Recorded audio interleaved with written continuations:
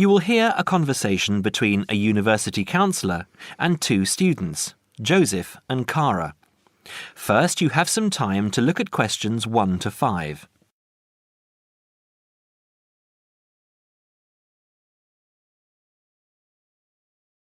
Now we shall begin. You should answer the questions as you listen because you will not hear the recording a second time.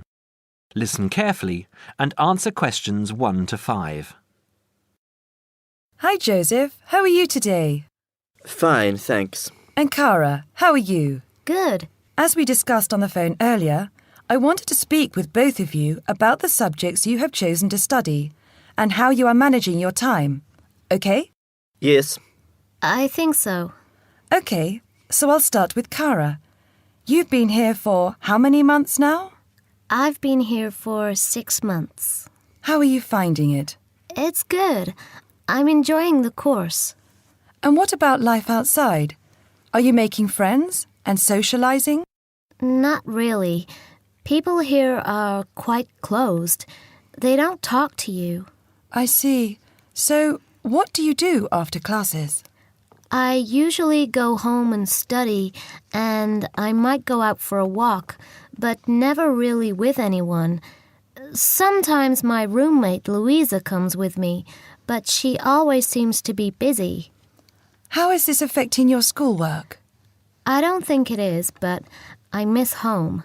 Cara, what I suggest for now is that you look into joining one of the social clubs on campus. There are a variety of them. You can go camping, skiing, snorkeling, painting, dancing, reading, horse riding, rowing. There's a list on the school website. Have a look and work out which one you're interested in and which suits your timetable. You'll meet friends that way and people who have the same career interests as you. As for the subjects you've chosen for a career in microbiology, I think you should look into dropping one of your subjects and picking it up again next year as a minor. You have a lot on your plate, and this will just cause great pressure. It doesn't mean that you aren't coping, but you're doing about 10 hours more than the average student a week. Think about it, and we can make another appointment to discuss it. When are you free? I have an hour free usually on Wednesdays at 11:30. Okay, good. Come to my office at 11:45 and wait in reception. Okay? Okay, I'll see you then. Before you hear the rest of the conversation, you have some time to look at questions 6 to 10.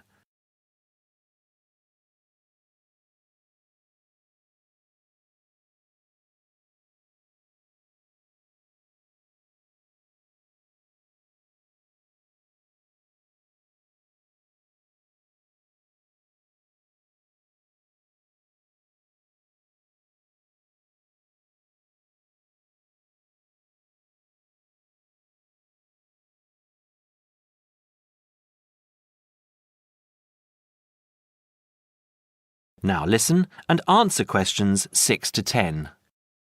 Joseph, how are you finding the university? I love it. It's very different from home. Life here is very much focused on study and also socializing through sport. People have been very friendly and curious about my culture. So, you've managed to integrate well? I think so. I've joined the rugby team, something I'd never thought I'd be interested in. And how are your studies going? I think I am doing well. I have a few assignments that need some work, but overall, I'm coping. That's good. I'm happy that you're enjoying the university, but remember, don't let your schoolwork get too far behind, because it will pile up, and before you know it, you will be late handing in work. You know that there's a penalty for handing in work late? No, I didn't. You would have been told at the start of the course, during orientation. I don't remember. You need to remember these things. They are very important.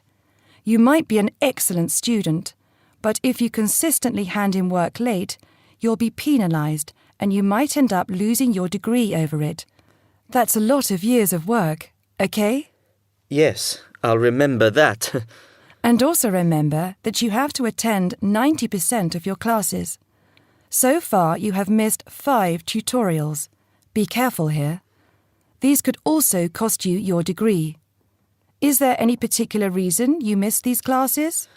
I'd been training for our rugby match the night before and, well, we went out afterwards and I slept past my alarm clock. Joseph, I know this culture must be very different from where you come from, but please try and be a little more conservative with your time. I think maybe you should spend more time on your studies and less time on socialising. The subjects you've chosen are intensive. I want you to spend 3 hours a night studying before you decide to do anything else. I'll make an appointment to see you in a month and we can assess your progress. I'll give you my business card. All my contact details are there. Call me in 3 weeks to organise another meeting. Do you have any questions for me? No, none. OK, I'll see you in a month. That is the end of part 1. You now have half a minute to check your answers.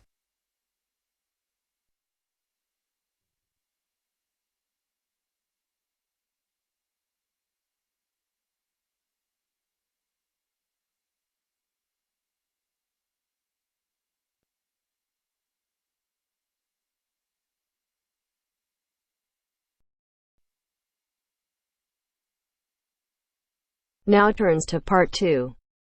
Part 2. You will hear a flight attendant talking to passengers on an airplane. First, you will have time to look at questions 11 to 15.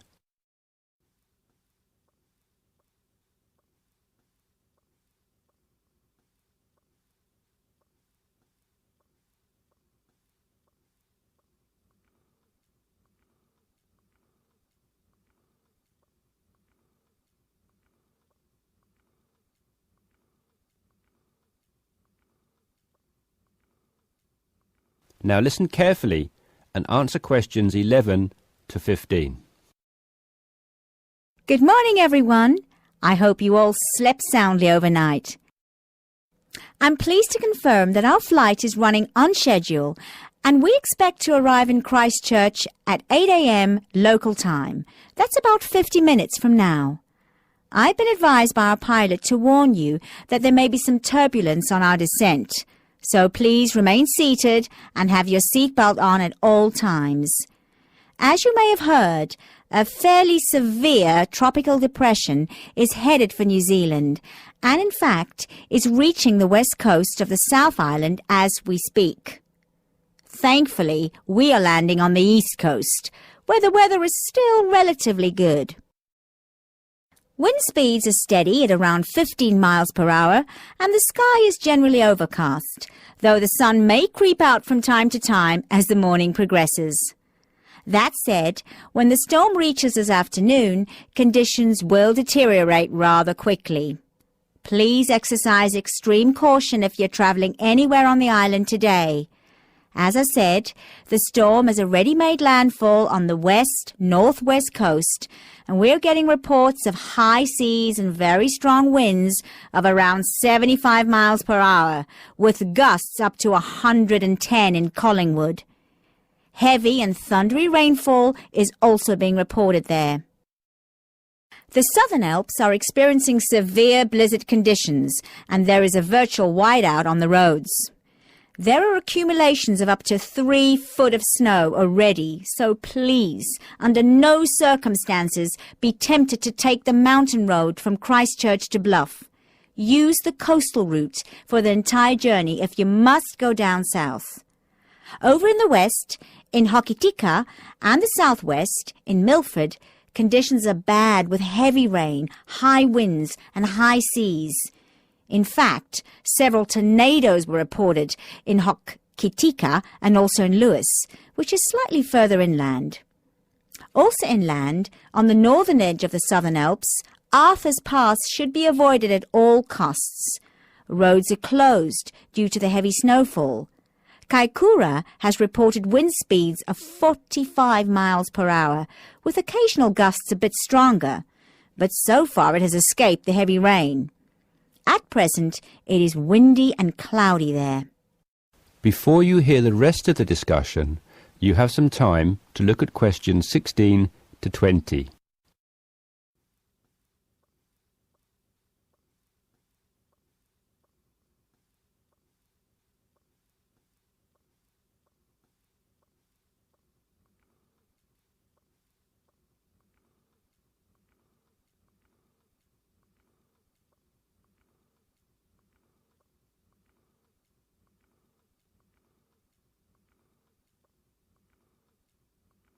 Now listen and answer questions 16 to 20.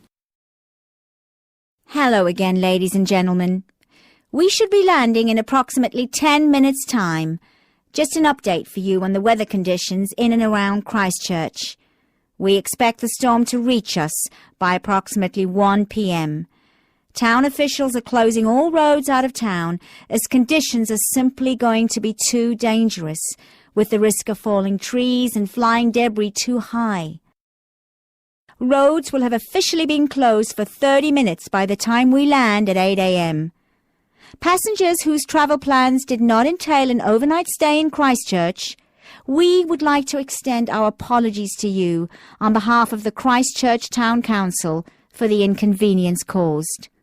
However, it is in the interest of safety that these steps have been taken. Those of you without accommodation should go straight to our customer service desk at the airport, where a council official will be waiting to take you to temporary shelters in the town.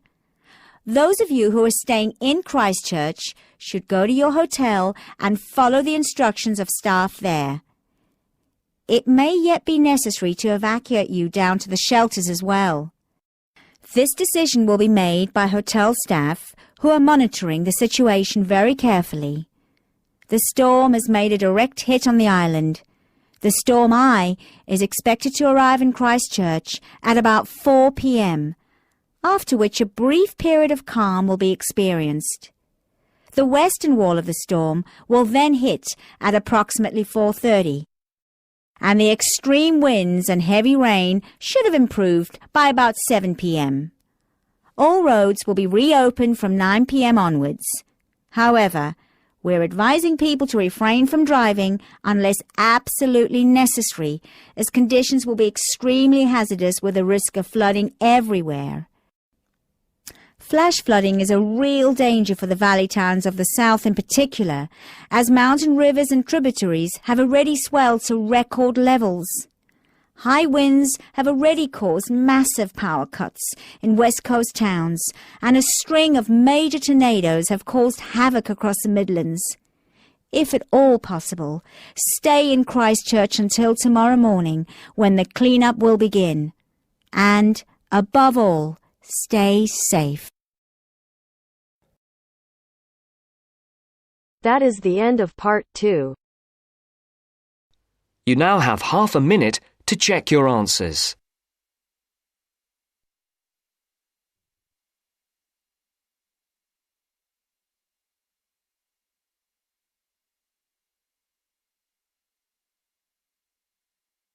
Now turns to part 3.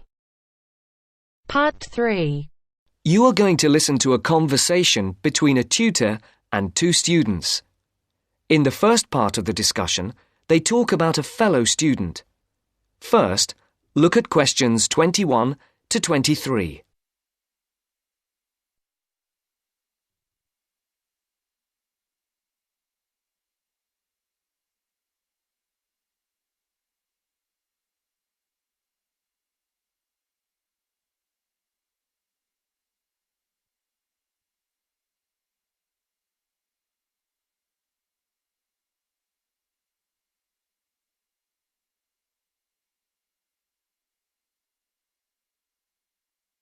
As you listen, answer the questions.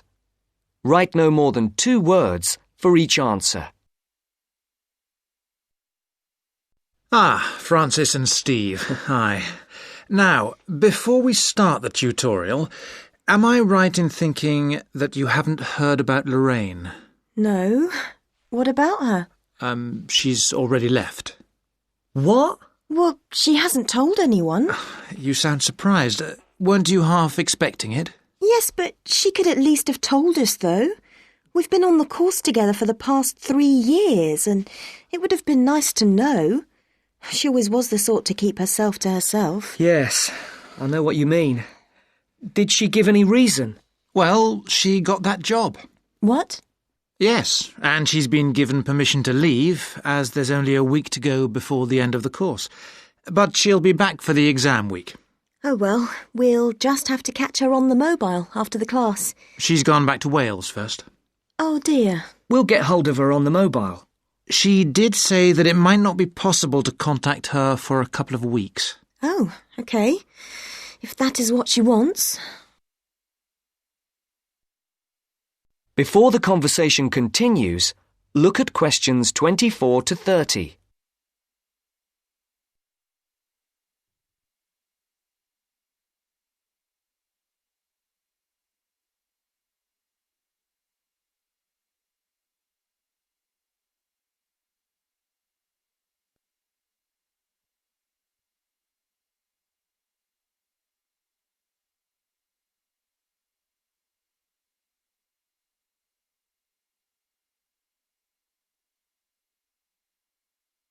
Now listen to the second part of the discussion. The tutor and the two students are talking about assessment marks. For questions 24 to 30, there are 4 alternatives: A, B, C, and D. Decide which alternative is the most suitable answer and circle the correct letter. Right, to work. We're here to look at your assessment marks for your coursework. I take it you haven't seen them yet? No. Not yet. Well, you'll both be pleased. In fact, very pleased. Yes? Francis, you have come out with the top mark in the year.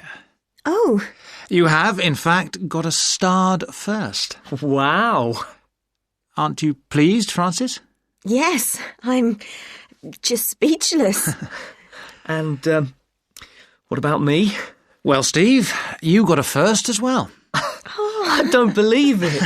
You might have done even better, but there were a few faults with the 5,000-word project you did on traffic management. And what about the book review we had to do? Yours was, I can safely say, the best we have ever had. You're kidding. I'm not. In fact, you have won the departmental prize for the piece. It's a pity, really, that your project wasn't of the same calibre. It's still not bad at all, though, is it? It certainly isn't. What do you think were the faults with your project? I just wasn't very happy with the conclusion, and I got myself in a bit of a twist with the argument about road pricing. By and large, your overall conclusions were okay, and I would say that your thoughts on road pricing were quite original. The problem was more with the actual end. It was a bit disappointing. You started off well, but then it ended rather suddenly, as if you got fed up with it. Yes, I did kind of stop fairly abruptly. I couldn't think of much to say, even though I knew it was important. Yes, that section needed a bit more work on it. But, as I said, by and large, it was very good. And, Francis, your project was excellent. So much so that we think you should take it further and perhaps do a PhD or at least an MPhil. What do you think? I hadn't really thought about it. I've just been concerned with getting through this final year and getting all the coursework and exams out of the way. I can understand that. But I do think that you ought to consider it seriously. If you perform as well in your exams as in your project work, you're on course for a first. Do you think that I'd get funding for it? Well, any grant will be discretionary, but you have as good a chance as anyone else. I'd even say a much better one. If you do get a first, it'll be the only one we've had in this department for 3 years. And I'd be happy to be your supervisor. Thanks. I'd like that. Do you think I should start applying for it now or wait until after the exams? I think you must really start thinking about it as soon as you can. And Steve, what about you? Have you thought about going on to do research? I have thought about it, but I have a job lined up if I get a good degree, and quite honestly, I am fed up with not having enough money to do the things I would like to do. I can understand that. Is there anything that either of you would like to talk about? Yeah, I have a couple of things I'd like to ask, if you don't mind. OK. We have roughly 20 minutes left, so, Steve, would you like to go first? Right.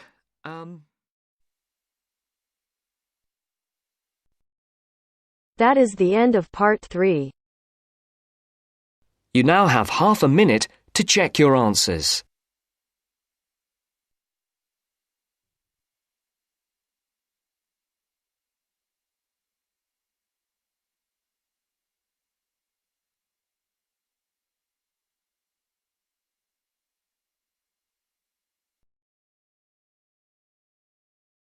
Now turns to part 4.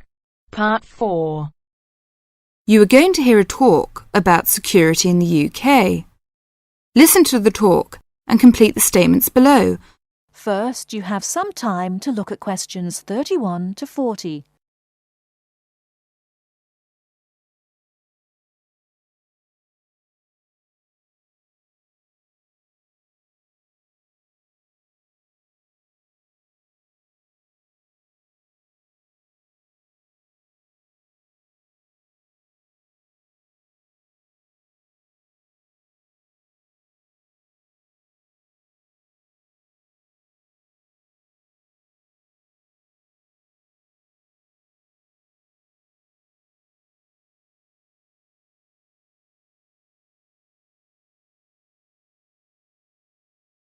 Now, listen carefully and answer questions 31 to 40. In large cities, for instance London, and crowded places such as airports and stations, there is the risk of theft.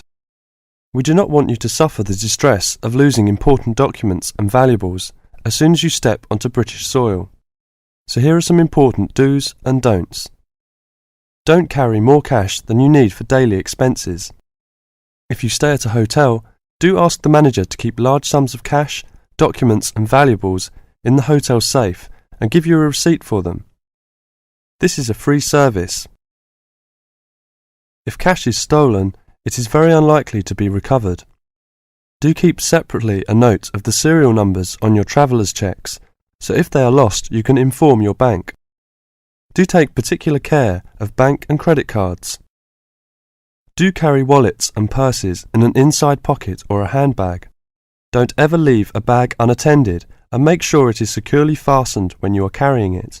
Do carry jewellery and valuables such as cameras, radios and typewriters on you or with you and keep a note of any serial numbers. Do take special care of your passport, travel tickets and other important documents. Documents are at risk particularly at airports and stations where it is obvious that most people will be carrying them. Do make a note and keep it in a safe place of the number of your passport, its date and place of issue. This makes replacement easier if you are unlucky enough to lose it. If you don't want to carry heavy luggage around with you, you can leave it in a luggage office at most large stations and pick it up later. Keep the receipt so that you can reclaim your luggage. Check the opening hours or you may find your luggage locked away when you need it again. If you lose any of your luggage in transit, take this up immediately with the officials of the airline or shipping line. But don't worry too much. 98% is found within 3 days. If you lose anything, go first to the lost property office at the airport or station, as it may have been found and handed in. If you lose your luggage in the street, or suspect it has been stolen rather than gone astray, find the nearest policeman who will advise you what to do. That is the end of part 4. You now have half a minute to check your answers.